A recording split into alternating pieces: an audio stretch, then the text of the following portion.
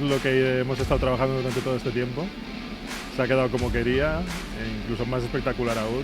La sensación de espacio que produce la casa, el verla ya colocada, viendo a todos los vecinos, viendo el entorno, viéndola dentro del entorno, cambia muchísimo a verla como está siendo construida y verlo en los planos, claro.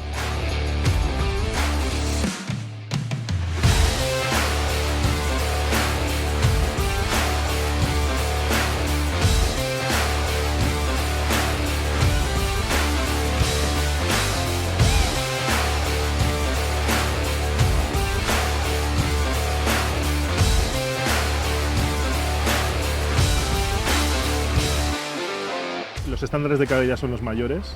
Será para mí lo primero, una casa pasiva con mayor estándar de calidad. No hemos tenido absolutamente ninguna queja. Esperábamos eso, es la verdad. Esperábamos que se adaptarais a nosotros y así ha sido. Y siempre aportando más de lo que nosotros podemos ver y el resultado siempre mejor aún de lo que esperábamos.